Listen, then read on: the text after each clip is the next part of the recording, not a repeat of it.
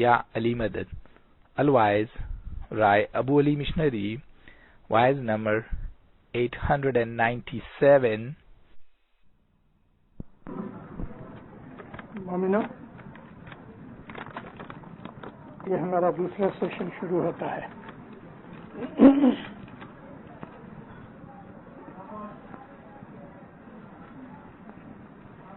میں دیکھوں گا آپ لوگوں کی وائبریشنز مجھے ملیں گی. جب مجھے پتہ لگے گا کہ آپ لوگ تھک گئے ہو میں بند کر دوں گا.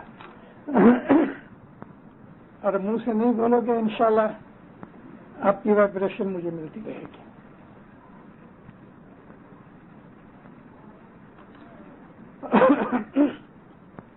ہی پنتھ پورو شورو کوئی دھیاوے پنتھ پورو شورو کوئی دھیاوے نبی محمد جو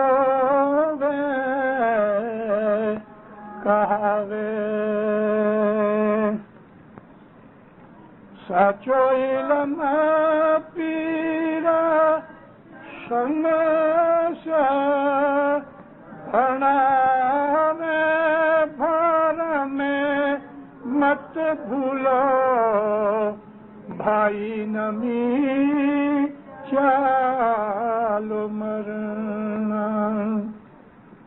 شفاعت رسول کی شفاعت پیغمبر کی جھوٹے سا ڈرنا بھائی جھوٹے سو ڈرنا بھر میں مت بھولو بھائی نمی چالو مرنا.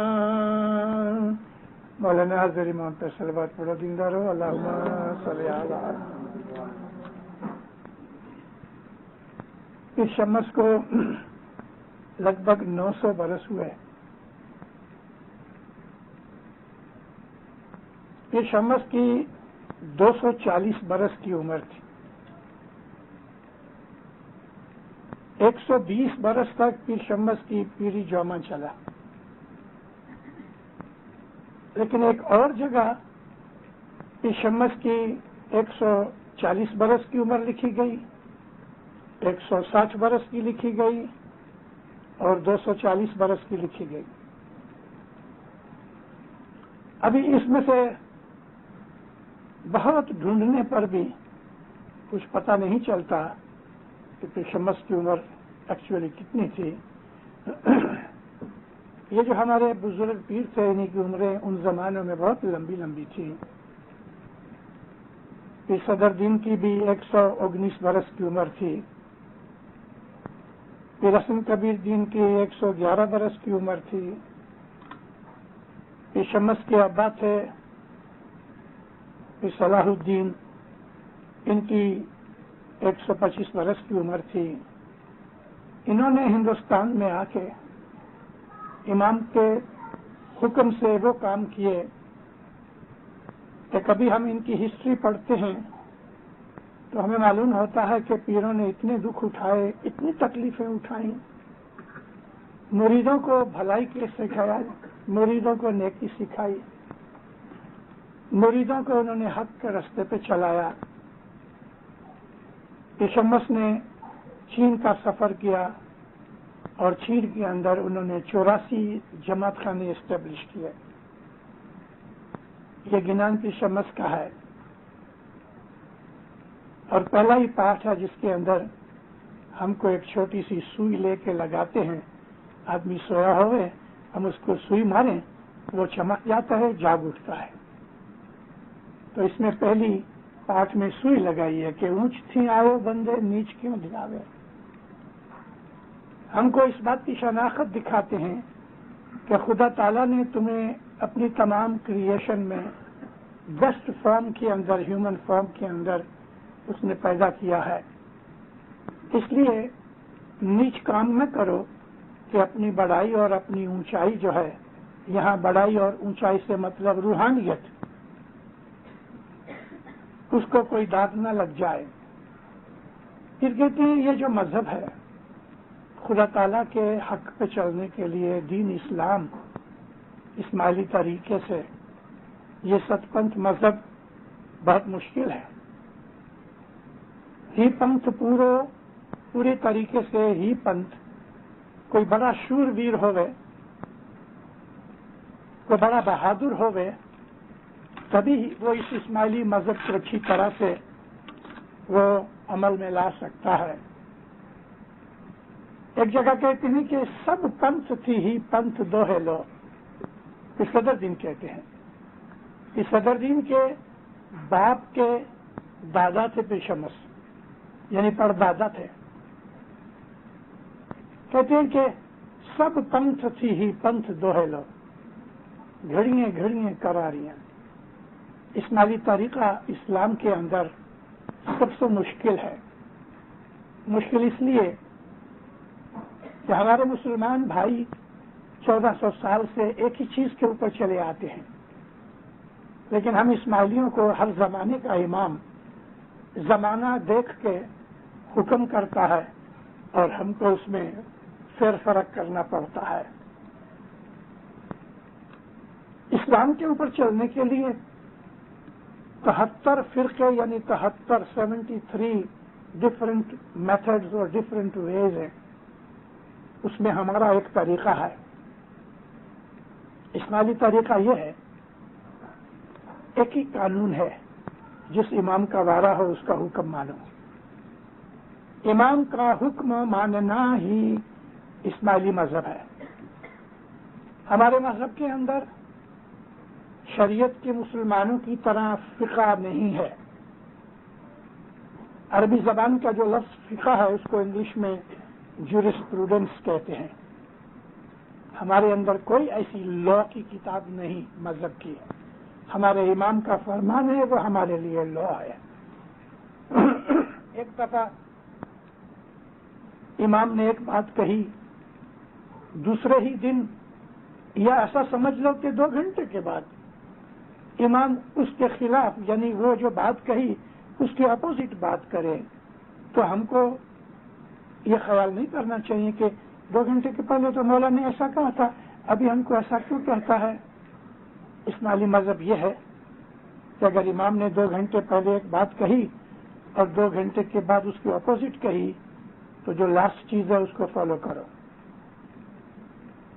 آج اپریل مہینے کی 5 تاریخ ہے. کل 6 تاریخ کو امام کوئی اور حکم کر دے گا تو ہم 5 تاریخ کا حکم جو اس کے ورودھ ہے وہ چھوڑ دیں گے اور 6 تاریخ کا حکم فالو کریں گے.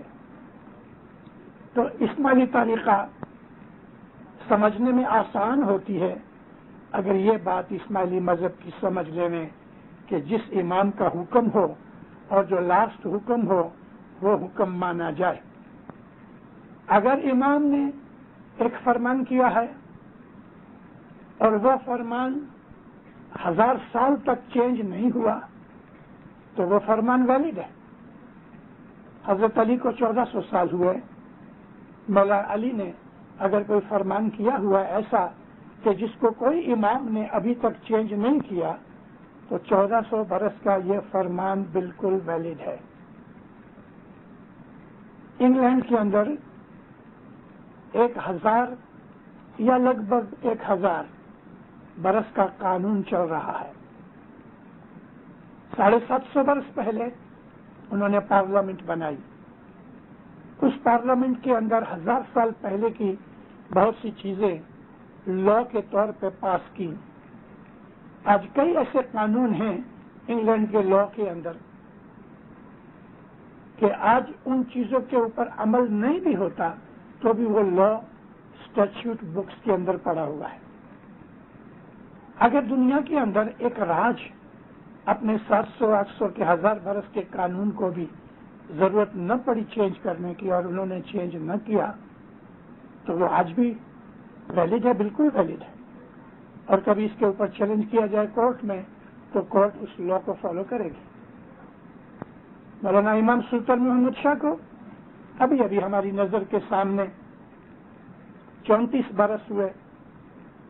ان 34 برسوں کے اندر مولانا حضرت امام نے ابھی تک کوئی بھی بیسک فرمان، اپنے مذہب کا فنڈامنٹل فرمان کہ جو امام سلطان محمد شاہ نے کیا ہوا ہے، حضرت امام نے کوئی چینج نہیں کیا. کئی لوگ یوں ایسا سمجھ لیتے ہیں کہ مولانا سلطان محمد شاہ کے جو فرامین ہیں وہ ابھی ویلڈ نہیں، تو میں ان کو کہتا ہوں کہ ان کو اسماعیلی مذہب کی خبر نہیں.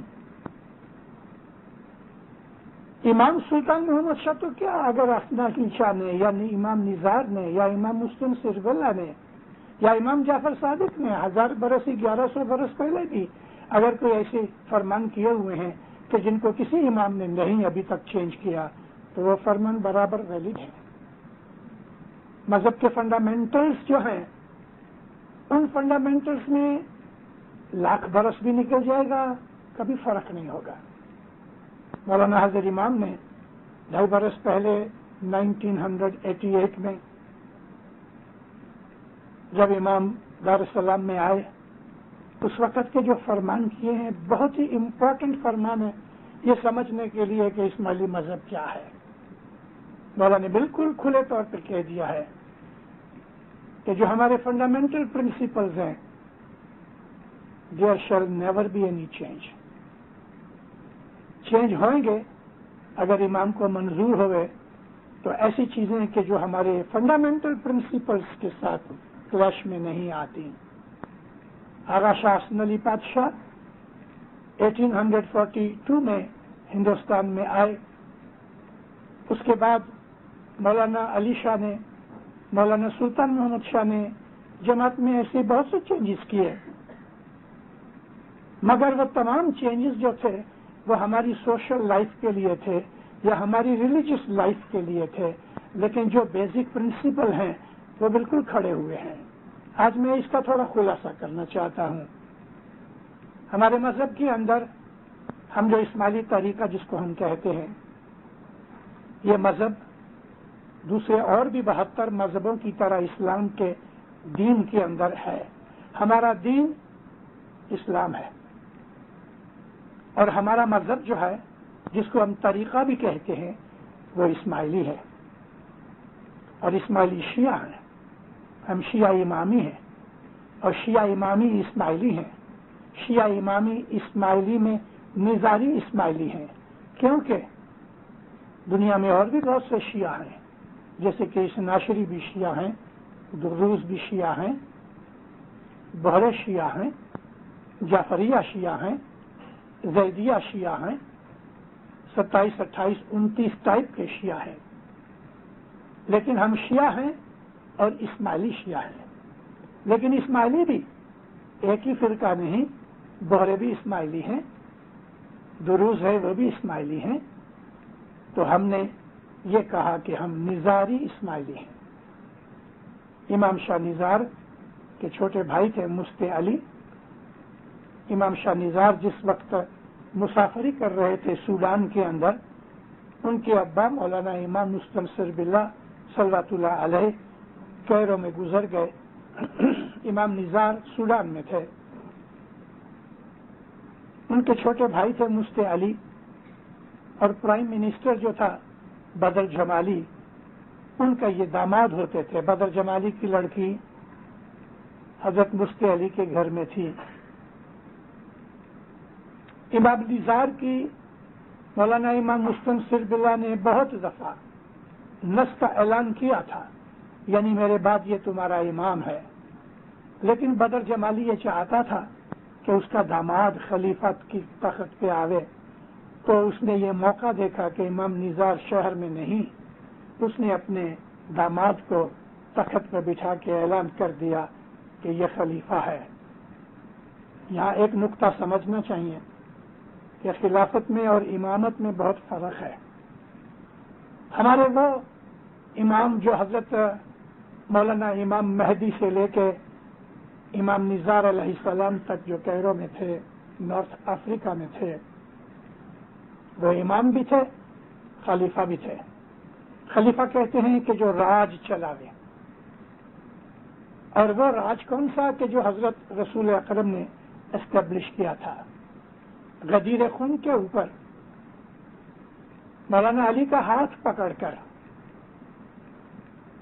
حضرت رسول اکرم نے جب ایسا اونچا کیا کہ میرے بعد یہ تمہارا مالک ہے،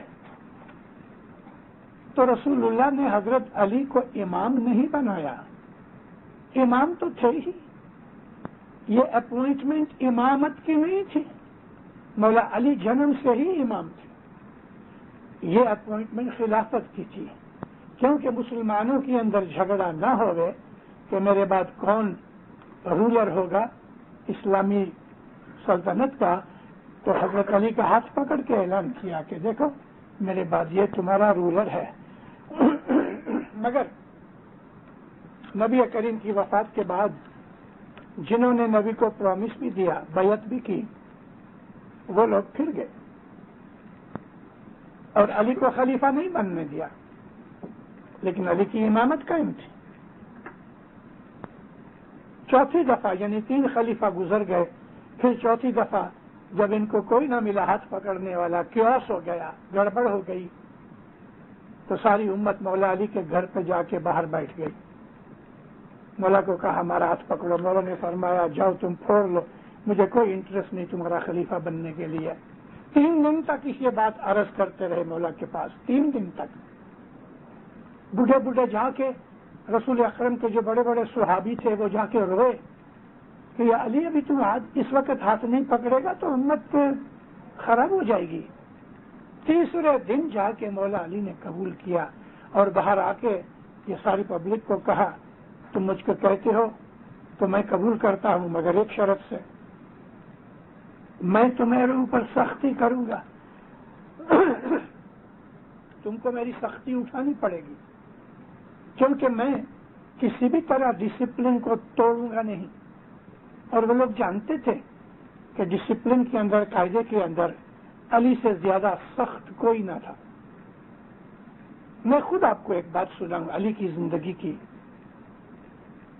مولا علی جو کی روٹی کھاتے تھے، انگلش میں بارلے کہتے ہیں۔ آپ نے کبھی بارلے دیکھے ہوں گے؟ جتنے بھی اناج ہیں جیسے کہ گیہوں ہے، باجری ہے، اوٹس ہیں، بارلے ہیں، ان میں سب سے زیادہ ہارڈ نٹ ہے تو وہ بارلے ہے۔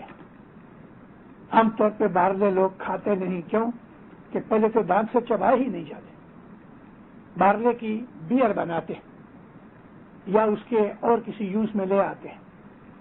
مولا علی بارلے کی روٹی کھاتے تھے، اور کیسے کھاتے تھے؟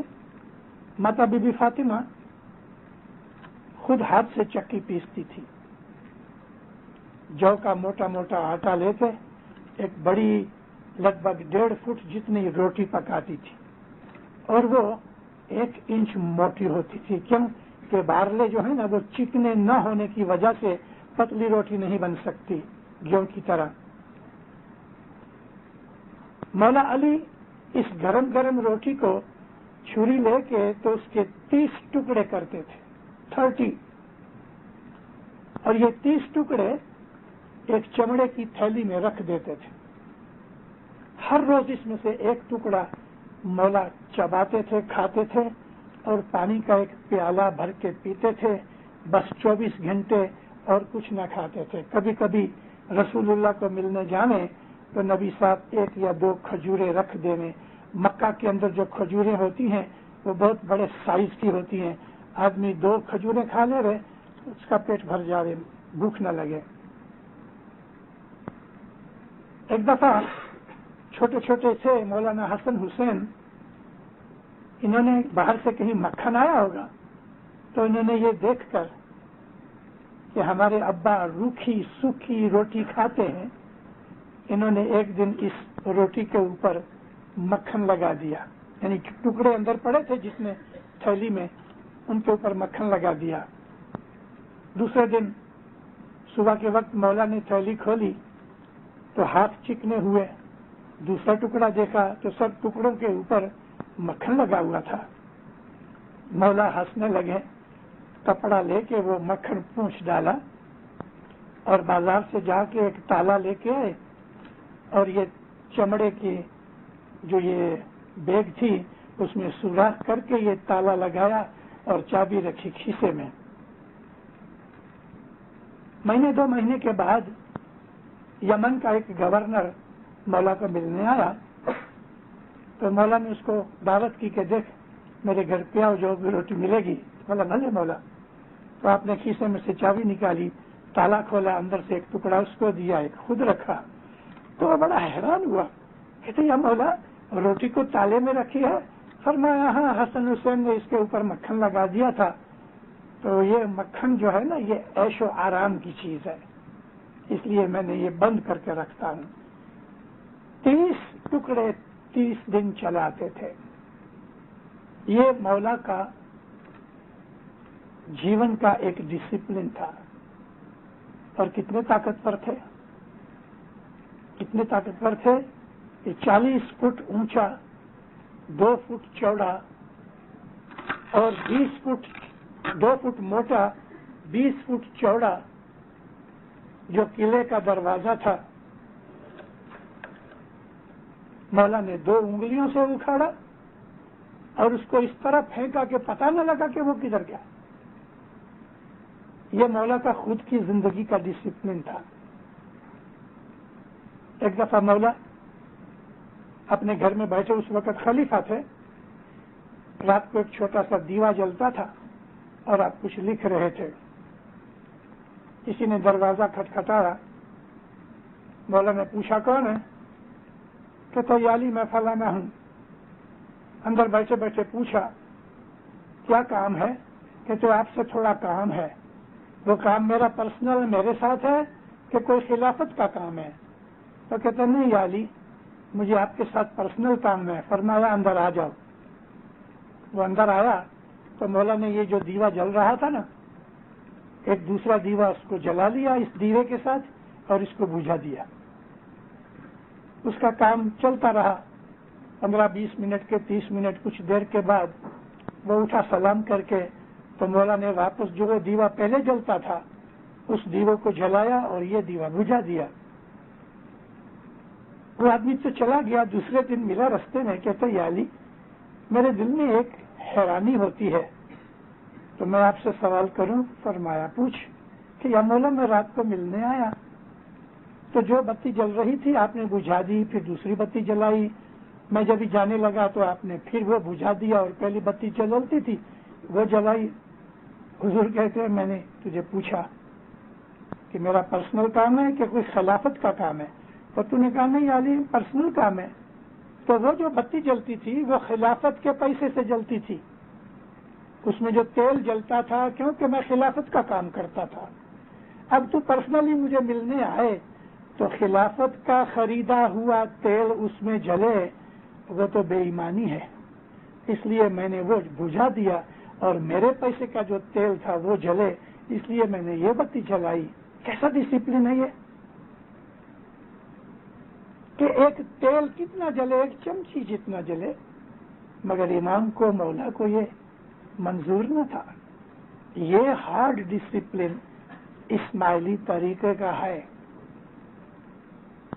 ہم اتنے پیور اور آنےسٹ ہوں گے کہ اس کے اندر بے ایمانی, ڈس آنےسٹی کا, بد دیانتی کا ایک سوئی جتنا بھی اس کے اندر فرق نہیں پڑنا چاہیے. تو مولا مرتضی علی نے ان کو کہا کہ میں بہت سختی سے تمہارے اوپر حکومت کروں گا. ہمارے اماموں کا, ہمارے مولا کا, ہمارے مذہب کا یہی ڈسپلن ہے اور یہ ڈسپلن ہماری زندگی میں آنا چاہیے. اس لیے اسماعیلی مذہب کے اوپر ہم لوگ اچھی طرح نہیں چل سکتے. مولانا حضرت امام نے ایک دفعہ بیت الخیال کے فرمانوں میں فرمایا ہے کہ بیت الخیال اٹس اے ہارڈ ڈسپلن. ہر روز صبح 4 بجے اٹھنا اور ساری زندگی اٹھنا 1-2 دن کی بات نہیں ہے, اور روز 4 بجے اٹھنا, ساری زندگی اٹھنا. کون ہے ہمارے اندر کہ جو ہر روز یہ ڈسپلن کر سکے؟ اس لیے پھر شمس کہتے ہیں ہی پنتھ پورو شورو کوئی دھیاوے، کوئی ایسا شورویر بہادر بریو ہوئے کہ جو اسماعیلی مذہب کی سختیوں کو اٹھا سکے. یہ ہارڈ ڈسپلن اپنی زندگی میں رکھنا اور پھر اس کے سامنے کچھ بھی آ جاوے وہ ڈسپلن نہ ٹوٹے، ایسا تو ہزاروں میں کوئی ایک ہوئے. 3 وقت کی دعا بھی ہم بہت سے لوگ ایسے ہیں کہ جو برابر نہیں پڑھتے. کوئی ایک دعا پڑھ لیتے ہیں، کوئی 2 پڑھتے ہیں، کبھی 3 پڑھتے ہیں، کسی دن بھول جاتے ہیں. ہماری تسبیحاں، ہماری دعائیں، ہماری جماعت کی حاضری، ہمارے بیت الخیال، ہماری دسوند، ہماری اور نیکیاں کہ کچھ بھی ہو جاوے ہمارے مذہب کو آنچ نہ آنی چاہیے. یہ ایزی نہیں ہے اور ہم ادھورے ہیں. اس کے لیے پیر حسن کبیر دی نے ایک دعا مانگی تھی اور وہ اننت اکھاڑے کے اندر کہ یا مولا اونا پورا سبنی کے پار اتار جائے. ہم اونے پورے ہیں یعنی ادھورے ہیں، مطلب یہ ہے کہ ہم پرفیکٹ نہیں ہیں، اپنے مذہب میں پکے اور پورے نہیں ہیں. اس لیے مذہب میں پورے نہ ہونے کے کارن سے ہمارا ایمان کمزور ہو جاتا ہے اور ایمان کی کمزوری کے کارن سے ہمارے اندر ڈسپلن ٹوٹ جاتا ہے اور ہم پھر اس مذہب سے جو ہمیں فائدہ اٹھانا چاہیے وہ نہیں اٹھتا.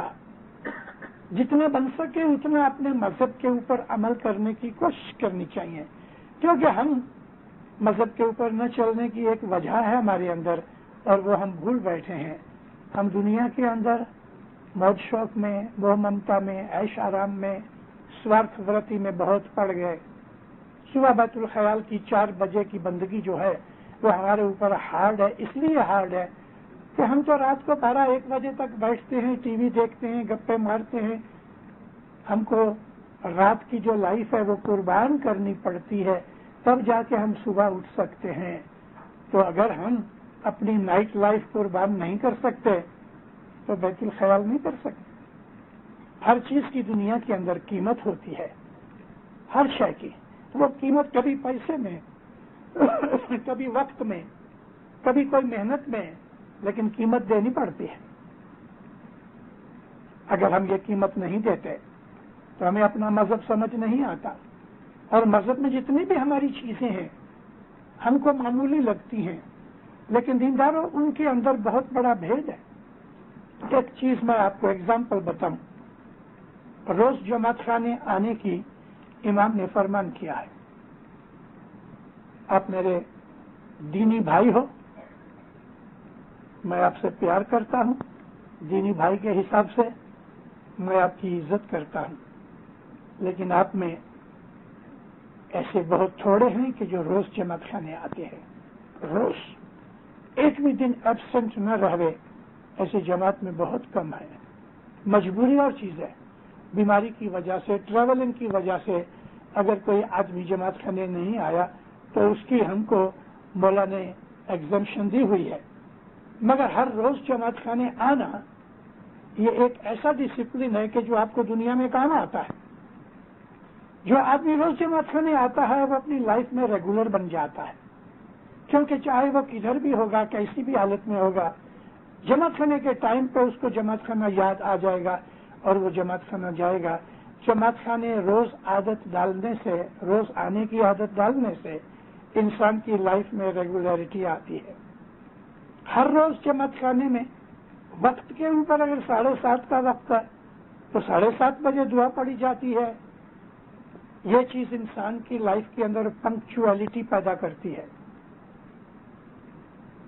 جو آدمی برابر اپنی کمانی میں سے 10 دیتا ہے اس آدمی کے دل کے اندر، اس کی لائف کے اندر چیریٹیبل خیالات اور وچار پیدا ہوتے ہیں کہ وہ پیسے سے پیار نہیں کرتا، کیونکہ اپنے گرو مرشد کے حکم سے اپنی کمانی میں سے جو 10 دیتا ہے تو یہ چیز سائیکولوجیکلی اس کی لائف میں اثر کرتی ہے کہ اس نے امام کے ساتھ سچائی اختیار کی، وہ سب کے ساتھ سچا رہے گا. جو 10 ہے وہ بے ایمانی نہیں کرے گا. آپ اس کے ساتھ بھاگیداری کرو، کہ جو دسوندی ہے، روز جماعت خانے آتا ہے، بیت الخیال کی عبادت کرتا ہے، ایسا آدمی آپ سے دغا نہیں کرے گا.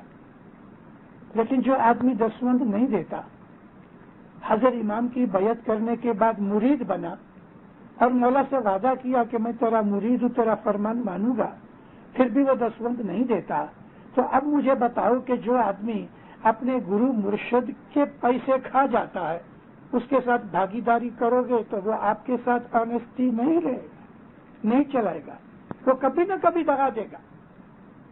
جو آدمی دسوندی نہیں وہ آنےسٹ نہیں، اس کے ساتھ بھاگیداری کرو گے وہ دگا دے گا. لیکن جو مرشد کا سچا ہے اس کو یہ ڈر ہے کہ مولانا حضرت امام کو میں نے دسوند دیتا ہوں، میری اچھی کمانی کا دسوند ہے. آج کی اس دنیا کے اندر مذہب کے بنائے ہوئے اصول آسان نہیں ہیں. لوگ بہت دفعہ پوچھتے ہیں، اور یہ پوچھتے ہیں اس لیے کہ خاص طور پہ نارتھ امریکہ کے اندر، کینیڈا اور اسٹیٹس میں ہماری جاہو جلالی یہ ہے کہ ہمارے پاس بہت مال ہونا چاہیے. مرسیڈیز گاڑی ہوئے، لنکن گاڑی ہوئے، نیو یارکر گاڑی ہوئے، MBW ہوئے، ایسی قیمتی گاڑی جو 30-40 ہزار 50 ہزار کی گاڑی ہوئے، 4-5-8 لاکھ ڈالر کا بنگلہ ہوئے، ببکا ہوئے، شو ہوئے. یہ لائف ہم چاہتے ہیں. اس درجے کے نہیں چاہتے تو تھوڑا کم کر دو، 2-4 لاکھ کا بنگلہ لے لو، 25-30 ہزار کی گاڑی لے لو، بینک بیلنس لے لو. آج میجورٹی ہمارے لوگ بھائی جو ہیں، میں تو اپنے گھر کی بات کرتا ہوں، پر قوم کی بات نہیں کرتا. ہمارے لوگوں کے، موسٹلی لوگوں کے دلوں کے اندر دنیا کی عیش آرام، بڑائی اور لالچ پڑا ہے. اس کی وجہ سے ہم ایسے دھندے کرنے کو تیار ہو جاتے ہیں کہ جس دھندے کرنے سے ہم کو تھوڑا مال ملے، پھر چاہے قانون ٹوٹے خدا کا، یا قانون ٹوٹے حکومت کا، یا قانون ٹوٹے انسانیت کا، ہمیں اس سے کوئی غرض نہیں. ہماری غرض یہ ہے کہ کسی طرح سے مالدار بنے. یہ چیز مذہب کے خلاف ہے، یہ چیز دکھ پیدا کرنے والی ہے، یہ چیز انسان کو سٹریس دیتی ہے، ڈپریشن دیتی ہے. دل کے اندر ایک قسم کا چھپا ہوا خوف پیدا ہوتا ہے اور انسان سخت ہو جاتا ہے، گریڈی بن جاتا ہے، تما والا بن جاتا ہے. کوشش کرتا ہے اچھا بننے کی، لیکن ایسا رستہ لیا ہے کہ جس میں اچھائی کی باتیں نہیں ہیں، کانٹے ہی کانٹے ہیں.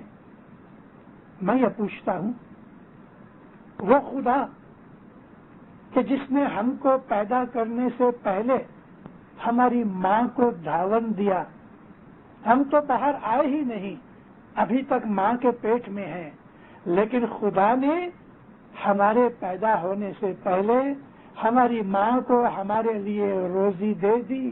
جو ہی بچہ پیدا ہوتا ہے ماں کا جو دھاون پہلے سے ہوتا ہے، لیکن پیدائش کے بعد دھاون اچھلتا ہے. ایک آدھ دن بچے کو دودھ نہیں پلاتے لیکن پھر دیتے ہیں. مولانا امام جعفر صادق نے یہ کہا ہے کہ تم اس خدا کو کہ تیرے پیدا ہونے سے پہلے اس نے تیری رزق پیدا کر دی، کیا وہ خدا ہم کو دنیا کے اندر چھوڑ دے گا؟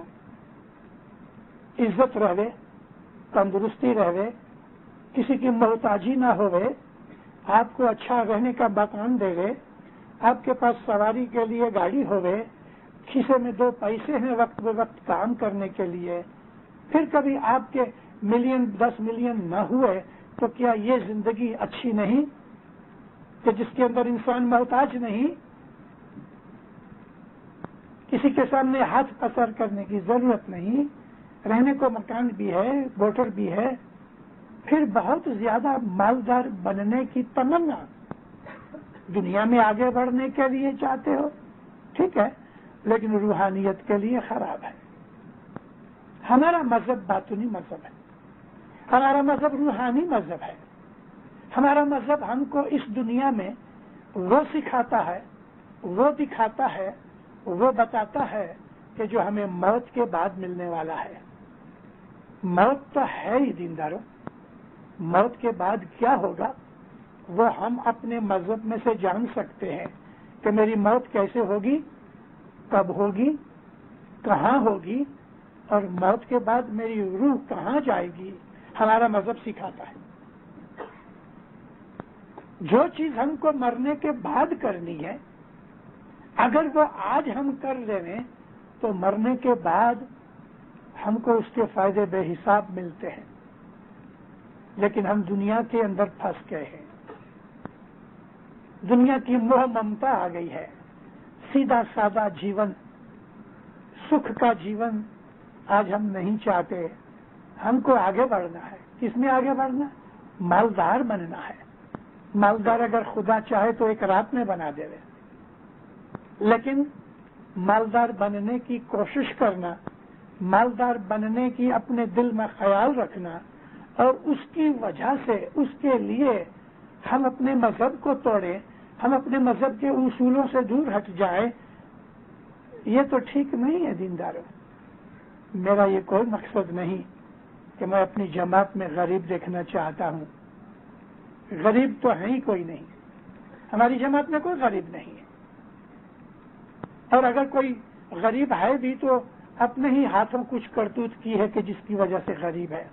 میں ساری دنیا میں بہت گھوما ہوں دوست، کرسچن دیکھے، جیو بھی دیکھے، مسلمان دیکھے، سکھ دیکھے، ہندو دیکھے، پارسی دیکھے، دنیا کی ساری قومیں، ان تمام کے ملکوں میں میں گیا ہوں۔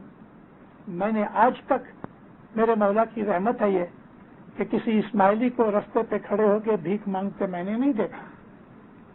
الحمدللہ ساری دنیا میں ایک بھی اسماعیلی ایسا نہیں کہ جو رستے کے اوپر بیٹھ کے بھیک مانگے۔ آپ کبھی لندن جاؤ، لندن انگلینڈ، تو فٹ پاتھ کے اوپر ہزاروں آدمی سوئے ہوئے ہیں، پارکوں میں سوئے ہوئے ہیں۔ پارکوں کے اندر سے رات کو جو سپاہی ہوتے ہیں، پولیس والے ادھر ان کو نکال دیتے ہیں، پارکوں کے دروازے بھی بند کر دیتے ہیں، لیکن رستے کے اوپر فٹ پاتھ پہ سوئے ہوتے ہیں۔ نیو یارک آپ جاؤ، خاص طور پہ نیو یارک کے ان ایریاؤں کے اندر کہ جہاں تھوڑے غریب لوگ رہتے ہیں، ان کے پاس رہنے کے لیے کوئی جگہ نہیں ہے، رستے کے اوپر پارکوں کے اوپر سوئے ہوئے ہیں۔ امریکہ ساری دنیا کا سب سے پیسے والا ملک ہے، لیکن اس امریکہ کے اندر 5 ملین 50 لاکھ ایسے آدمی ہیں کہ جو کے پاس گھر نہیں سونے کے لیے، وہ فٹ پاتھ پہ سوتے ہیں، پارکوں میں سوتے ہیں۔ دنیا کا سب سے مالدار دیش، اس کے اندر بھی یہ ہے، مگر الحمدللہ ساری دنیا میں ایک اسماعیلی ایسا نہیں کہ جو رستے میں بھیک مانگتا ہوئے۔ یہ امام کی شان ہے، اور اگر ہیں تھوڑے سے غریب یا دکھی تو اپنی کرتوت کی وجہ سے ہے۔ بامبے کے اندر ہماری جماعت نے تھوڑے سے جھونپڑ پٹی میں رہنے والے اسماعیلیوں کے لیے آپس میں تھوڑے پیسے جمع کر کے انہوں نے ایک جگہ، میں وہ جگہ کا نام نہیں دیتا، اپنے غریب آدمیوں کو بسانے کے لیے ایک روم اور بازو میں کچن کی جگہ، ایک واش روم، اس طرح سے انہوں نے چھوٹا سا اپارٹمنٹ بنایا، ایک روم کا، ایک بیڈ روم، اور باہر تھوڑی جگہ تھی۔ ایسے اپنے ان غریب آدمیوں کو دیے اور ان کو کہا کہ تم ہر مہینے جتنے دے سکو اتنے پیسے، کو 25 روپے، کو 50 روپے، حالانکہ ادھر کرائے بہت بڑے بڑے ہیں، اپنے آدمیوں کو ادھر کہا کہ تم ادھر ٹھہرو۔ چلو جھونپڑ پٹی میں سے نکل کے یہ آدمی ادھر آ کے رہے، اچھے نوے فرسٹ کلاس مکان ملے، فرنیچر ملا، لیکن بعضوں نے کیا کیا، 6-8 مہینے کے بعد دوسروں سے پگڑی لے کے، ابھی ادھر پگڑی بہت مت ہے، ایک مکان نہیں ملتا۔ بامبے شہر کے اندر کرایہ 40 روپے، پگڑی 4 لاکھ روپے۔ پگڑی کا مطلب میں خالی کر دوں تم آ جاؤ۔ 40-50 روپے کرایہ، لیکن 4-4 5-5 لاکھ روپے پگڑی ہے۔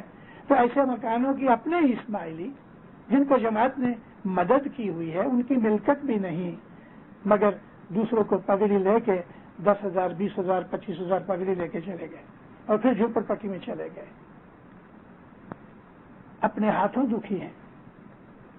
اگر ہم حضرت امام کے فرمان پہ عمل کریں واللہ ہم کبھی دکھی نہ ہوئے۔ اس کے اندر بہت بڑا بھید ہے کہ پاکستان اور انڈیا میں سے اور افریقہ میں سے امام نے اپنے مریدوں کو نکالنا شروع کیا اور ادھر لگانا شروع کیا۔ آج لگ بھگ 80-85 हजार इस्माइली नॉर्थ अमेरिका के अंदर हो गए और लगभग सब आबाद है, खुशी है, और भी बढ़ोगे। आपकी औलाद बहुत मालदार बनेगी, बहुत मालदार बनेगी। अगर आज आप मिलियनर्स बन रहे हो तो 40-50 बरस के अंदर बिलियनर आपके बच्चे होंगे। इमाम ने एक जगह इस किस्म के अल्फाज अपने मुख मुबारक से निकाले हैं कि मेरी जमात नॉर्थ अमेरिका के अंदर बहुत मालदार बनेगी, बहुत मालदार बनेगी। लेकिन मुझे ये दिलगीरी है कि मुझे भूल जाएंगे। मालदार बन जाएंगे, हाई सोसाइटी में फिरेंगे, जमात खाने आने का टाइम नहीं मिलेगा। रात को 1 बजे सोएंगे, सुबह भी इबादत का याद ही नहीं आएगा। इबादत भूल जाएंगे, 10 वक्त भूल जाएंगे, दुआ भूल जाएंगे, जमात खाना भूल जाएंगे। और 10, 20, 25, 50 बरस के बाद या 1 या 2 जनरेशन के बाद किसी का बेटा, किसी का पोता इस्माइली मजहब से निकल जाएगा। गैरों से शादियां करेंगे, गैरों के साथ मिलेंगे। इमाम की दुआ मेहरबानी से अपने हिंदुस्तान, पाकिस्तान, अफ्रीका से इधर आए, लेकिन 2 या 3 जनरेशन के बाद मिट जाएंगे। इसलिए न जमात खाना रहा, न दुआ रही, न इबादत रही, न इमाम याद रहा। कबीर भगत थे, एक मुसलमान कहते हैं वो मुसलमान थे, नाम कबीर मुसलमानी है। हिंदू कहते हैं कि वो हिंदू थे, कुछ भी थे मगर खुदा के बंदे थे। एक दफा कहीं निकले, चले जाते थे तो आटे की एक चक्की थी, तो ये खड़ा देख रहा था। गेहूं के वो दाने कि जो वो चक्की के अंदर एक्सिल है उसके जो नजदीक थे वहां बचे रहते थे, वो पिसते नहीं थे, वो बचते थे, लेकिन बाकी सारे पिस के आटा बन जाते थे। तो उसने एक दोहा कहा, सूफी आदमी था, आबिद था, उसने उसमें से एक लेसन ले लिया। कहता चक्की चलती देखकर दिया कबीरा रोए, मुझे रोना आ गया कि ये दाने इसके नीचे 2 पार्ट के अंदर आके पिस जाते हैं, आटा बन जाते हैं। चक्की चलती देखकर दिया कबीरा रोए, 2 पाटन के बीच में साबित रहा न कोई। मगर फिर जब उस चक्की वाले ने साफ करने के लिए उठाया तो उसके सेंटर की जो कीली थी उसके इर्द गिर्द अनाज के जो दाने थे वो ऐसे ही थे। खुश हो गया, कहता कि गुरु के इर्द गिर्द के जो रहेंगे वो बच जाएंगे। वो दोहा मुझे याद नहीं रहा अभी। चक्की के एक्सल के इर्द गिर्द जो रहेंगे वो बच जाएंगे। इसी तरह से अगर हमने हजरत इमाम की शरण में आके उसका दामन पकड़ा, उसके छाया के नीचे बैठे हैं, हमें कोई डर नहीं। आप लोग में से बहुत से लोग अफ्रीका से आए हो। अफ्रीका के अंदर बहुत दफा हम मुर्गियां पाला करते थे घर पे। 8, 10, 15 मुर्गी के छोटे छोटे चूजे, ये जो चिक्स होते हैं, इधर उधर दाना पीना खाते हैं।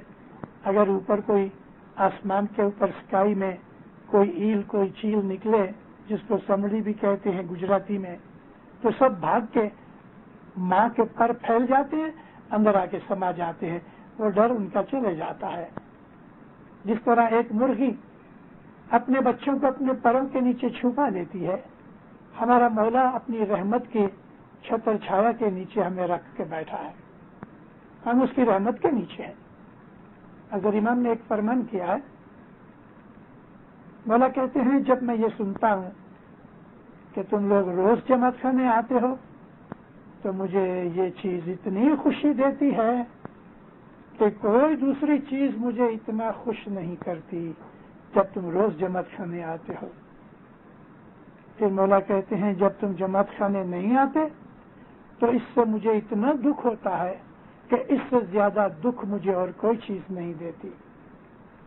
अभी हम इस्माइलियों ने हजरत इमाम की बैयत की, हाथ लेके चूमा, मौला को अपना मौला माना, तो फिर अगर हम जमात खाने नहीं आते तो हजरत इमाम कहते हैं इससे ज्यादा दुख मुझे और कोई चीज में नहीं मिलता। अब मुझे बताओ کہ آپ حضرت امام کو دکھ دینا چاہتے ہو؟ آپ کو یہ چاہیے کہ حضرت امام کو آپ دکھ دو؟ دکھ کے بہت طریقے ہوتے ہیں.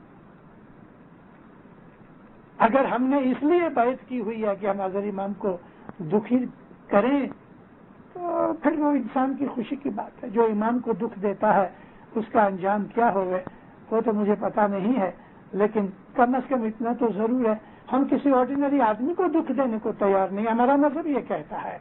تو کیا ہم اپنے حضرت امام کو اپنی کرتوت سے دکھی کریں؟ وہ ٹھیک ہے؟ اپنے دل میں ہمیں سوچنا چاہیے. اگر ہم روز جماعت کرنے آئیں تو کوئی نہ کوئی ایسا امرت وانی ہمارے کان میں پڑے، فرمان میں سے، گنان میں سے، یا مشنری کی آواز سننے سے ہمارے دل نرم ہو جاتے ہیں. کبھی ایک لفظ بھی ایک مشنری کی آواز میں سے دل کو لگ جاتا ہے تو انسان کی زندگی پلٹ جاتی ہے. دارالسلام کے اندر درخانہ جماعت میں نواز کر کے نیچے اترا. 1985 یا 51 کی بات ہے. مشہور آدمی ہے، میں اس کا نام نہیں دوں کیونکہ دارالسلام کے سب لوگ اس کو جانتے ہوں گے. میں نیچے اترا، ایک آدمی کھڑا تھا. اس وقت اس کی 55-56 برس کی عمر تھی. چھوٹی سی دکان تھی، اناج وغیرہ بیچتا تھا. نیچے کہتا ہے مشنری صاحب میری وعظ تھی دسوند کے اوپر، میں نے آپ کی وعظ سنی، میرے دل پہ بہت اثر ہوا ہے.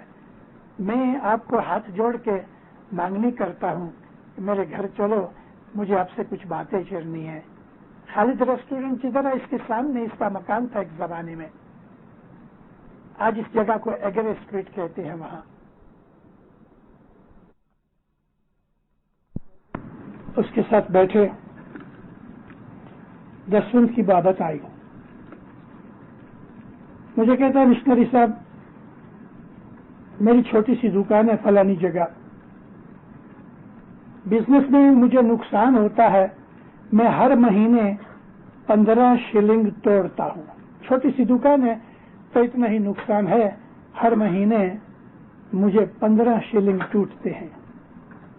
اب جو میں دسوند نہیں دیتا یہ اس کی وجہ ہے کہ ہر مہینے میرے 15 شلنگ ٹوٹتے ہیں، تو میں دسوند کیسے دوں؟ 1 شلنگ میں چند راتی کا دیتا. میں نے کہا بالکل دسوند نہیں دیتے؟ تو بولا بالکل نہیں. کتنے برس ہوئے؟ کہتے 8-10 برس ہوئے، میری حالت سدھرتی ہی نہیں. ہم نے بہت باتیں کی. پھر میں نے اس کو کہا، میں بولا دیکھو اگر تم نے مجھے بلایا ہے علاج کرنے کے لیے تو میری دوا کھاؤ. ہر روز 50 سینٹ روز جماعت کھانے جاؤ، 50 سینٹ مکھی کو کہو میرے دسوند کے 50 سینٹ روز کے. 15 شلنگ ٹوٹتے ہیں تو ابھی دسوند دینے سے 30 شلنگ ٹوٹے گے، یہی نا؟ کہتے ہاں. میں نے کہا کھیسے میں سے میں نے کچھ رقم نکال کے اس کو آفر کی، اس نے لی نہیں. میں نے کہا یہ پیسے رکھو اور اس میں سے جو ٹوٹتے ہوئے وہ نکالتے رہنا. کہتا نہیں آپ دعا کرو. اس نے پیسے نہیں لیے مگر وعدہ کیا کہ میں روز 50 سینٹ دسوند دوں گا.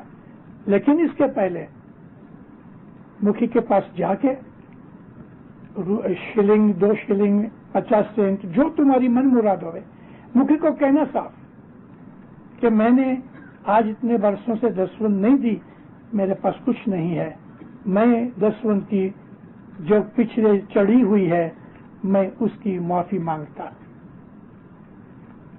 مکھی نے انکار کر دیا. آیا میرے پاس، میں نے مکھی سے بات کی، مکھی صاحب نے اس کو چھانٹا دیا. 50 سینٹ روز دسوند دینی شروع کر دی. 2-3 مہینے کے بعد میں اپنی مسافری سے واپس آیا. اس کی دکان پہ سے ہم نے مال لینا شروع کیا. میں نے دکان پہ گیا تو مجھے کہتا مشنری صاحب آپ کو ایک خبر سنا. کیا خبر سنا؟ وہ ہر مہینے جو مجھے 15 شلنگ ٹوٹتے تھے ابھی ٹوٹتے نہیں، ایٹ پار ہو جاتے ہیں، نقصان نہیں ہوتا، اور 15 شلنگ میں دسوند بھی دیتا ہوں. 30 شلنگ کا اس کو فائدہ ہوا. 1 बरस के बाद वो आदमी रोज 5 शिलिंग 10 वन देता था। 3 बरस के बाद उसकी 10 वन 20 शिलिंग रोज हो गई। अब जो 20 शिलिंग रोज की 10 वन हो गए तो महीने के 600 शिलिंग हुए। तो जो आदमी 600 शिलिंग 10 वन देता है तो आमदनी कितनी होगी? 5000 शिलिंग के करीब हुई। 3 बरस के अंदर वो कहां से कहां पहुंचा। इस किस्म के बहुत सी मिसालें हैं, 1 नहीं 2 नहीं, बहुत सी। मेरे पास बहुत से लोग कभी आते हैं पैसे की तंगी के लिए, मैं उनको कहता हूं अपनी 10 वन बराबर करो, अपनी 10 वन बराबर करो। अभी 10 वन बराबर की एक और बात है, और वो बात यह है कि आप हजरत इमाम को कुछ खिलाना चाहते हैं तो कौन सी चीज खिलाओगे? जो गंदी और सड़ी हुई है वो खिलाओगे? आप वो काम करो कि जिस पे मौला राजी होवे, जो मौला के दर्जे के लायक होवे। यानी जैसे मैं वो पहले कह रहा था, मैं तो फकीरों की ऐसी बात करता हूं और आप अमीरों के ख्यालों में हैं। मेरा फकीरपना यह है कि अगर खुदा चाहे तो आपको राजा बना देवे, बादशाह बना देवे, लेकिन हमारी जो कमानी है वो कमानी साफ होनी चाहिए।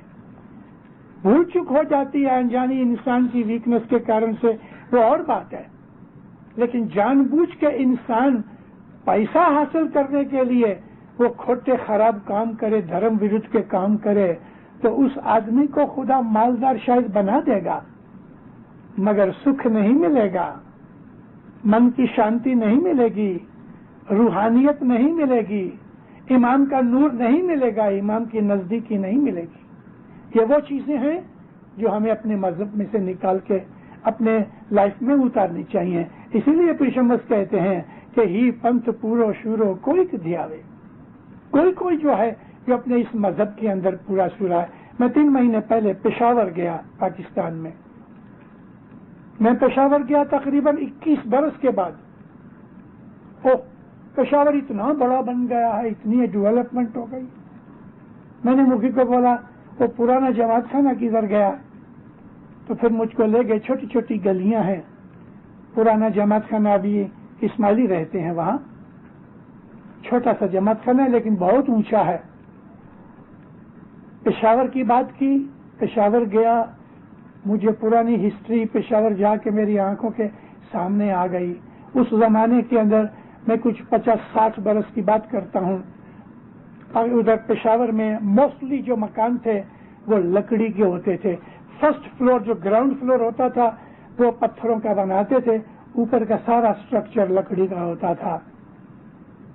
एक दफा पेशावर में आग लगी, 250-300 मकान जल के राख हो गए, और इतनी जल्दी जल गए कि बुझाने की भी फुर्सत न मिली। और वो जमाने के अंदर ये फायर ब्रिगेड इतने होते नहीं थे, चारों तरफ मैदान हो गया। लोग अपने घर छोड़ के जमात खाने में चले आए, जो कि जमात खाना काफी दूर था उससे। लोगों ने बड़ी हैरानी से देखा कि चारों तरफ से सब मकान जल गए, एक मकान खड़ा है, थोड़ा काला हो गया, लकड़ियां थोड़ी जल गई, मगर मकान को कोई खास नुकसान न हुआ। लोग बड़े हैरान। एक इस्माइली मोमन था, सुबह भी आता था, शाम भी आता था, निहायत ही आबिद था, नेक था, 10 वन दिए बगैर खाता नहीं था। अब लोग ये कहते हैं कि जब ये आग जल रही थी तो इसके मकान के ऊपर पानी गिर रहा था। तो पानी कहां से आता था? आसमान से। इसके मकान के ऊपर, इतने ही छोटे से मकान के ऊपर बारिश हो रही थी और इर्द गिर्द के मकान जल के खाक हो गए, इसका मकान सलामत रहा। 3-1 बरस पहले अमेरिका के अंदर एक जगह एक इस्माइली ने मोटल खरीदी, शायद आपको पता भी होगा, लेकिन मैं तो मुझे तो उसमें से क्रीम निकालनी है आपको बताने के लिए। अमेरिका में 3 या 4 साल की बात है, एक इस्माइली ने एक मोटर खरीदी, और वो मोटर खरीदी थी एक पटेल के पास से। छोटा सा गांव था, मोटर चले नहीं, इसके ऊपर कर्जा तो था, 2-3 महीने इस तरह से निकले, जमा खाना भी नहीं था, जहां रहता था रोज इबादत करे, सुबह शाम दुआ पढ़े। मौला को कहा, या मौला तेरा बच्चा हूं, 10 वक्त देता हूं, तू कुछ रहम कर। अभी उसके अंदर एक दफा इतने जोर का टोर्नेडो आया कि तमाम शहर का शहर, ऑफिस वगैरह जितने भी गवर्नमेंट के थे सब उड़ गए। फ्लड बाद में आया, इसका अकेले का मोटर रहा, सारी जितनी भी वो आबादी थी ना उस सेटलमेंट में सब बर्बाद हो गई, एक खाली इसका मोटर रह गया। अब लोग जो ऑफिसर आते थे देखने के लिए गवर्नमेंट के, रहे किधर, इसके मोटल में, ऑफिस में खोले गए, इसके मोटल में लोग आए और इसको 4-6 महीने के अंदर ऐसा जम गया, आज बहुत अच्छी हालत के अंदर है। खुदा हजारों तरीके से मदद करता है, देने वाला वो है, लेने वाला भी वो है। ऐसा बहुत दफा होता है कि आंख के पलक में इंसान खाक हो जाता है। इस वक्त इंग्लैंड में, लंदन के अंदर हमारे बहुत से इस्माइलियों को काफी तकलीफें पड़ गई। खाली इस्माइली नहीं, परकों में भी आ गए। लेकिन जब भी तकलीफ आती है तो उस तकलीफ में से बचाने वाला इसके सिवा कोई नहीं कि जिसको हमने अपना मालिक बना रखा है। चारों तरफ सब के सब 200-250 मकान जल गए, एक मकान बीच में रह गया। हैरत है ना। अगर वो चाहे तो क्या नहीं कर सकता। उसके साथ सच्चे रहो, उसका हुक्म मानो, उसका हक देते रहो। अपने जीवन को अपने मजहब के ऊपर चला के 2-3 बरस देखो, फायदा नहीं होए तो फिर छोड़ देना। लेकिन 2-3 बरस तो अच्छी तरह से चला के तपास तो करो कि ये मरहब सच्चा है कि नहीं। 3 वक्त की हमारी दुआ, हमारी दसवंद, हमारी बैतुल ख्याल की इबादत, ये सब होने पर भी अगर हमारे आमाल फिर भी हम अच्छा रखने की कोशिश नहीं करते तो ये चीजें फायदा नहीं देती। हमारे आमाल अच्छे होने चाहिए, हमारा स्वभाव नेक होना चाहिए, हमारी नीति साफ होनी चाहिए, हमको ऑनेस्ट बनना चाहिए, दगा फरेबी नहीं बनना चाहिए। वादा किया है तो पूरा करो, भले नुकसान जावे, लेकिन अपने वादे पे कायम रहो।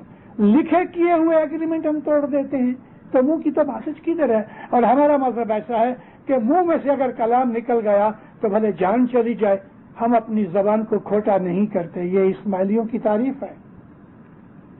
हक पे रहना चाहिए। ही पंथ पूरो शूरो कोई के ध्यावे। और ये हमारी जो क्रियाक्रम है, रीत रस्म रिवाज जो हैं, इनके अंदर भी बहुत सटल सिग्निफिकेंस है। इसमें बहुत बड़े बड़े भेद हैं। हम न्यास पीते हैं, सुबह रोज पीते हैं, शाम के वक्त सिर्फ वीक में 1 दिन पीते हैं। एक ही प्याली हम पीते हैं, उसको फिर भरा जाता है, दूसरा पीता है, फिर भरा जाता है, तीसरा पीता है। ये चीज हमें क्या जाहिर करती है कि एक ही प्याली से, एक ही कुंभ में से सारी जमात पीती है। तो क्या ये न्याज पीना हमको ये नहीं सिखाता कि हमारे अंदर भाईचारा और प्रेम होना चाहिए? हम एक ही रूहानी माता पिता के बच्चे हैं। न्याज का यही फायदा है कि हम ये सिग्निफिकेंस समझें कि एक ही कुंभ में से हमने सब कुछ पिया है। तो जिस तरह एक ही वूम में से, एक ही उदर में से, पेट में से बच्चे पैदा होते हैं, तो आपस के अंदर भाई भाई बहन बहन कहलाते हैं, एक दूसरे का खून होते हैं।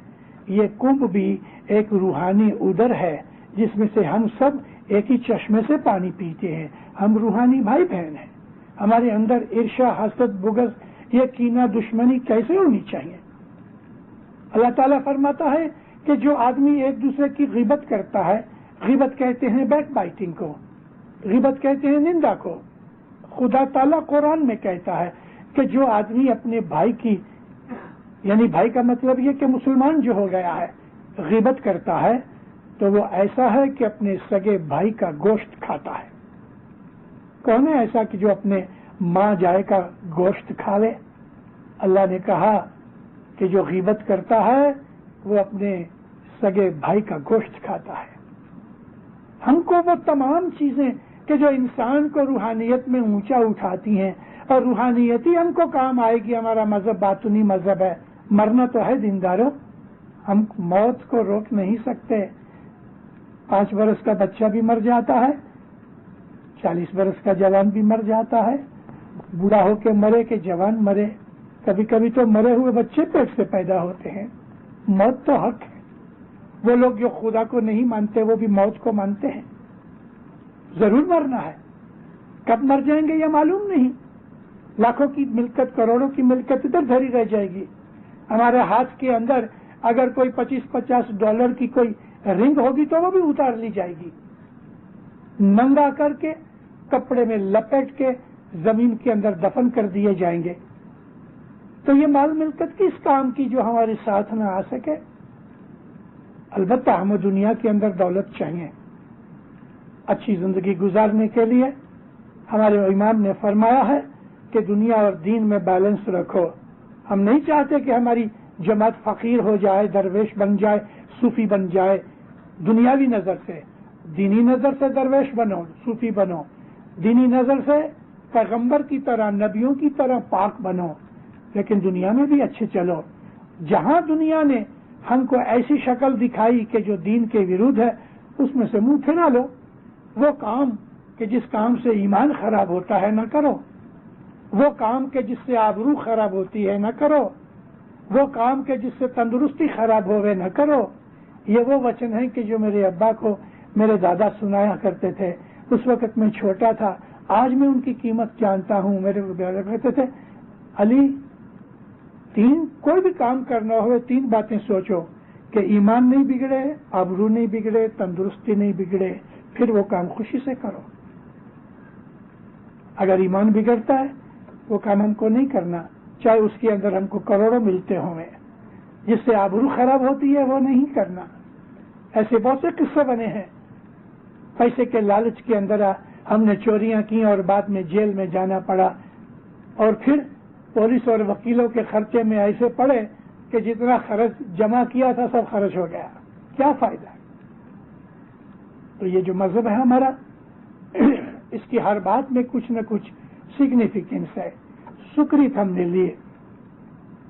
سکریت تو نارمل سیرا ہے, سیرے میں ہم نیاز ڈالتے ہیں.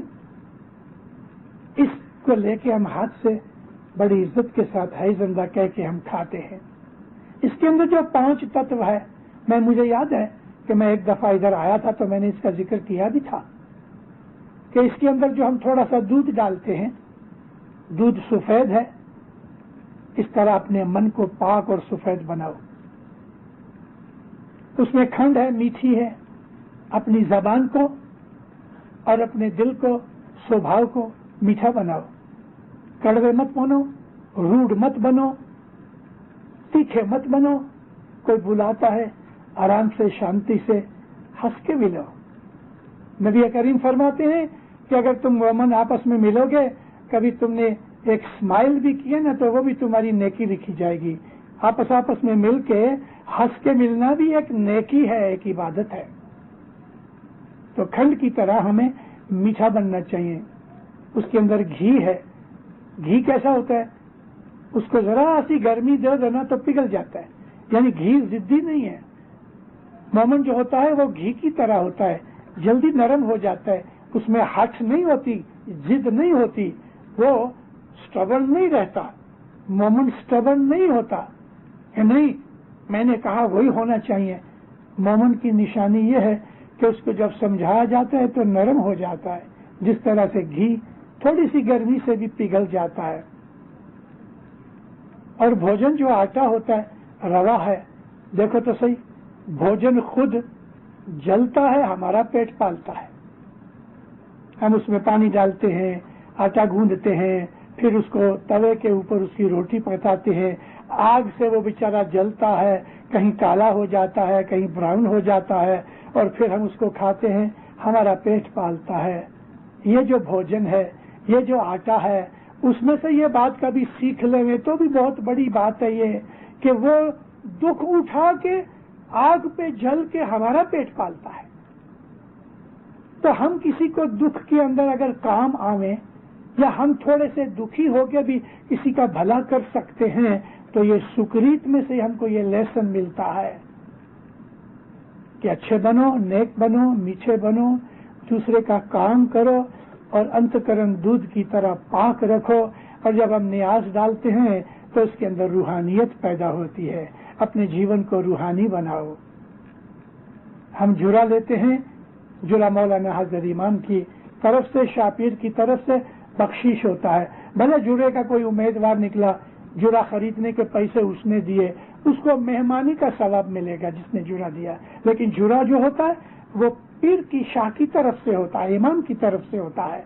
इसलिए जुरे को अदब से लो, अदब से खाओ। मैं 20-25 बरस से जमातों के अंदर और लीडरों को, काउंसिलों को कहता आया हूं कि जुरा हमेशा छोटा बनाओ ताकि इंसान आसानी से खा सके। कई लोगों के घरों में बड़े बड़े जुरे जमा होते रहते हैं, पड़े रहते हैं, या बिगड़ जाते हैं या नहीं खाए जाते। और कई लोग क्या करते हैं, 5-7 जुरे इकट्ठे हो जाते हैं तो एक प्लेट बना के तो जमात खाने में ले आते हैं मेहमानी के तौर पे। ये भूल कभी ना करना। जुरे इकट्ठे करके आप उसको नांदी के तौर पे, मेहमानी के तौर पे जमात खाने में ले आओ। अल्लाह मेरे, ये भूल कभी ना करना, आपके रिज़्क को खराब कर देगी, आपकी रोजी तंग कर देगी। आपके हजरत इमाम ने आपको एक चीज दी तो आपने उसको कबूल नहीं किया, वापस हजरत इमाम को देते हो। जुरे खा जाओ। और इसीलिए मेरी अर्ज है कि जुरे छोटे बनाओ ताकि बिगड़े नहीं। और सुकृत की बात करते करते आया, आज ठीक था, मैं देख रहा था सुकृत। कभी कभी क्या होता है, जो बाइयां सुकृत बनाती हैं उसमें खसखस डालती हैं, इलायची डालती हैं, बादाम डालती हैं, केसर डालती हैं। ये चाहते हो कि आपका पैसा दिखे लोगों को कि आपने खर्च करके ये महंगा सीरा बनाया, केसर जैसी कीमती चीज डाली, बादाम डाले, ये जाहिर करना चाहते हो कि आप पैसे वाले हो। पीर ने कहाँ कहा है कि ये करो। सुकृत को बिल्कुल सादा, थोड़ा दूध जरूर डालो मगर उसमें कोई दूसरी चीज नहीं होनी चाहिए, केसर, बादाम, पिस्ता या कोई भी और ऐसी चीजें जो हम डालते हैं। सुकृत में नहीं, हाजिर इमाम की मेहमानी लेके आओ, उसमें भले डालो। सुकृत प्लेन होनी चाहिए।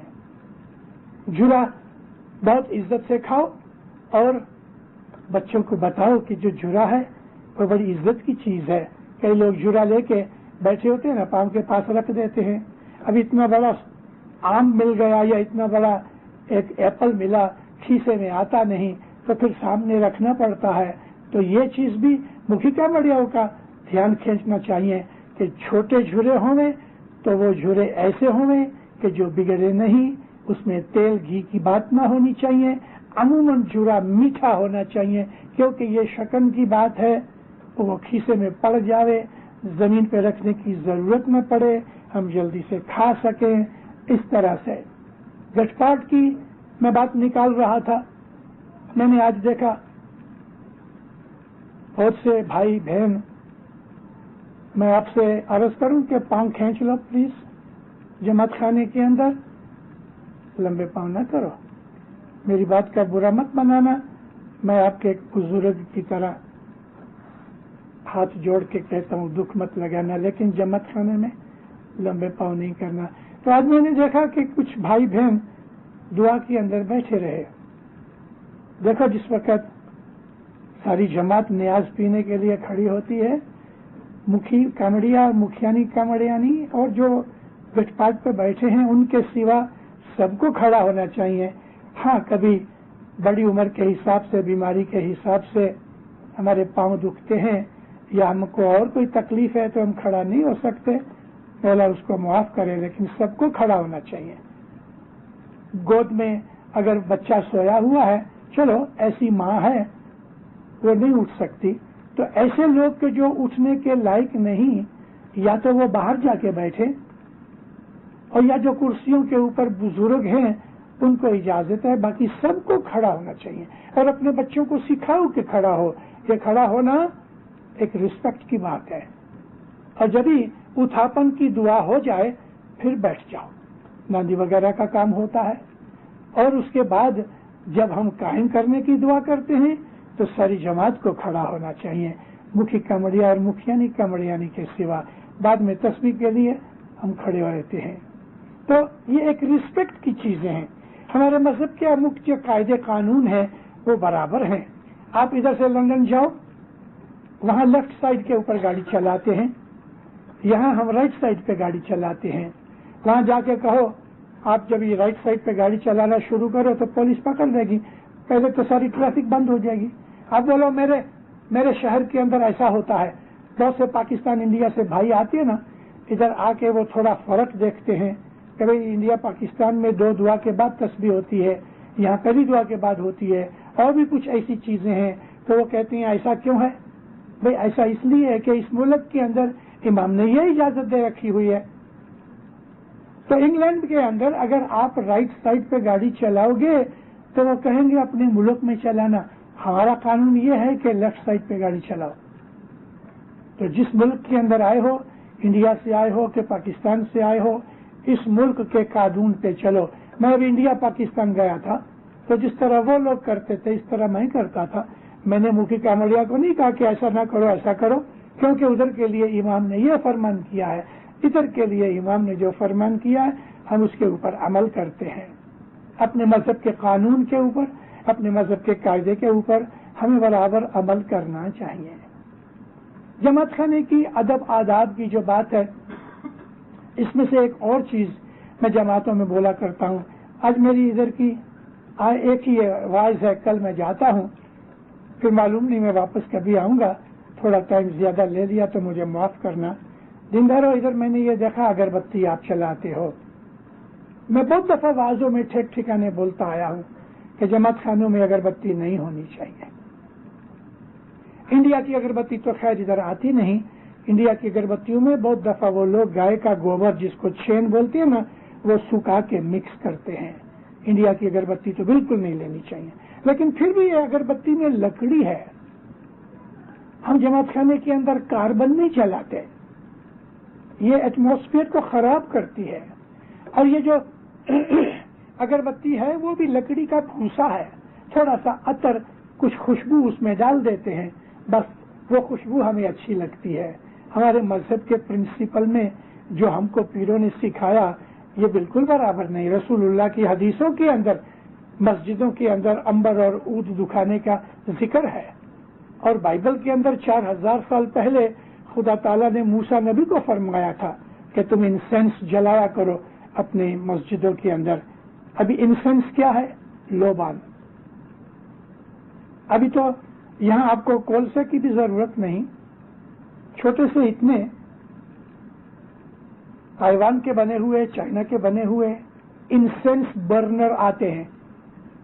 بہت بڑی قیمت بھی نہیں ہے، $25-30 میں شاید مل جاتے ہیں. چھوٹا سا ہوتا ہے، اس کے اندر کوئل ہوتا ہے، کوئل کے اوپر ایک کپ کی طرح پڑا ہوتا ہے کہ جو لال نہیں ہوتا لیکن سفیشینٹ گرم ہو جاتا ہے. اسی مقصد سے بنایا جاتا ہے. لوبان کو تھوڑا پاؤڈر کی طرح توڑ کے آپ اس کے اوپر ڈال دو، اس میں سے خوشبو نکلتی ہے، دھواں نکلتا ہے. لوبان میں کاربن نہیں ہے. معلوم نہیں خدا نے کس طرح اس کو بنایا. موسٹ اینٹی سیپٹک چیز ہے لوبان. سارے ایٹماسفیئر کو جرمز وغیرہ سے کلین کر دیتی ہے. لوگ وہ لے کے آتے ہیں، اسپرے لے کے آتے ہیں جو کہتے ہیں ایئر کلینر. ایئر کلین کدھر ہوتی ہے؟ اس کے اندر سے وہ جو ٹاکسک میٹر نکلتا ہے وہ تو اور بھی گندا کر دیتا ہے. سانس لینے کے لنگس بھی خراب ہوتے ہیں. میں اپنے گھر میں ہر روز لوبان چلاتا ہوں، لیکن میں نے وہ برنر نہیں دیا. میں جماعت خانے کے لیے کہہ رہا ہوں برنر. آپ کے گھر کے اندر جو کوکر ہے اور اس کے اوپر جو پلیٹ ہے، اس پلیٹ کو تھوڑا گرم کرو. لال کرنے کی ضرورت نہیں. پلیٹ کے اوپر تھوڑا لوبان رکھ دو، سارے گھر میں خوشبو ہو جائے گی. ہر روز لوبان کرو. اور لوبان کرنا دنیا میں ہر ایک مذہب کے اندر اس بات کے لیے اشارہ کیا گیا ہے. اس سے ایٹماسفیئر کلین ہوتا ہے، جرمز مر جاتے ہیں. صدر دین نے تو اتنا کہا کہ تمام پیر پیغمبر جو تھے نا وہ لوبان کی، امبر کی، دھوپ کی، اگر کی وہ خوشبو کو پسند کرتے ہیں. صدر دین لکھتے ہیں کہ آسمان کے جو دیوتا ہیں بہشت کے، وہ لوگ ایسی یہ انسینس کو، یہ امبر و اگر کی خوشبو کو پسند کرتے ہیں. پیر پیغمبر اس کو راضی ہوتے ہیں سونگھ کے. اور ویسے بھی روحانیوں کے لیے लोबान बहुत अच्छा है। मालूम नहीं आपको कभी लाइफ में एक्सपीरियंस हुआ कि नहीं, कभी कभी घर में या जमात खाने में हमको लोबान की बात आती है, हालांकि लोबान है नहीं। अगर आपको कहीं लोबान बिगड़ जले, लोबान की भास आवे, तो उसका मतलब यह है कि कोई रूहानी, कोई फरिश्ता आपको सलाम करने आया, विजिट करने आया है। जहां भी लोबान की बात मिलती है वहां रूहानियां होती हैं, और जब भी आप लोबान लगाते हो तो रूहानियां आती हैं, आप उनको इनवाइट करते हो, वो आपको बरकत और खुशियां लेके आती हैं, आपकी बलाएं मुश्किलें दूर करने आती हैं, क्योंकि मौला के पास दुआ करती हैं। लोबान हमारे मजहब के अंदर खास तौर पे जब हम घटपाट की क्रिया करते हैं उस वक्त, और सच पूछो तो हर रोज जमात खाने के अंदर लोबान दुखाना चाहिए। हमारे मजहब की ऐसी बहुत सी कितनी ही चीजें ऐसी हैं कि जिसकी वजह से हम समझते नहीं, इसलिए हमें उसका फायदा नहीं होता। हमारे मजहब की ये जो मंडलियां टोलियां हैं, इन टोलियों मंडलियों के अंदर एक बहुत बड़ा भेद है। ये मौला की बख्शीश है, पैसे की बात नहीं है। पैसा तो इसलिए रखा हुआ है कि आप कुछ न कुछ सेक्रीफाइस करो, मुफ्त देने की कोई चीज नहीं। कोई लाइफ में है, कोई 5-12 साल में है, कोई दूसरी मंडलियों में है। ये मंडलियां हजरत इमाम ने नहीं बनाई, हमने बनाई हैं, और मौला के पास जाके मांगने की कि हम ये मजलिस बनाना चाहते हैं। मौला कहते हैं अच्छा, मौला ने एक ही मजलिस बनाई है चांद रात की। इसके अंदर जो सिग्निफिकेंस ये है कि मैं कामकाज में बहुत बिजी हूं, हजरत इमाम की कुछ सेवा नहीं कर सकता, तो मैं इमाम के पास जाके ये मांगनी करता हूं कि या मौला, तेरे घर का कोई नौकर जो तेरी सेवा करता है, उस नौकर की मैं पगार दे दूं तो तुम मुझको सेवा मेरी कबूल कर लो। तो हजरत इमाम ने मंजूर किया है। ये हजरत इमाम की खिदमत है, इसमें पैसे की बात ही नहीं है। अगर पैसा नहीं है तो मौला की खिदमत करो तो भी इमाम ये कबूल करता है। तो ऐसी बहुत सी चीजें हैं। दीनदारों, मैंने काफी आपका टाइम लिया, मैं आपसे माफी मांगता हूं कि आपका वक्त जाया किया, शायद जाया न भी किया होवे, लेकिन बहुत बिठाया। मौला आपको दीन में दुनिया में सुखी आबाद करे, ईमान की सलामती देवे, हकीकती समझ देवे, मुश्किलें दूर करे, आपके दिल को रोशन करे, हकीकती समझ देवे, दसुन सुकृत में पूरा रखे, कुटुंब कबीले जुमले जमात में सलाह सब मोहब्बत देवे, इत्तेफाक देवे, आपकी जान माल में, आल औलाद में आबरू इज्जत रोजी रोजगार तंदुरुस्ती में बरकत देवे। मौला आपको किसी का मोहताज न करे। मौला हमेशा आपका मददगार बने, आपकी दुआएं कबूल करे, आपकी नेक उम्मीदें पूरी करे, ज़ाहिर बातिन दीदार नसीब करे। ऐसा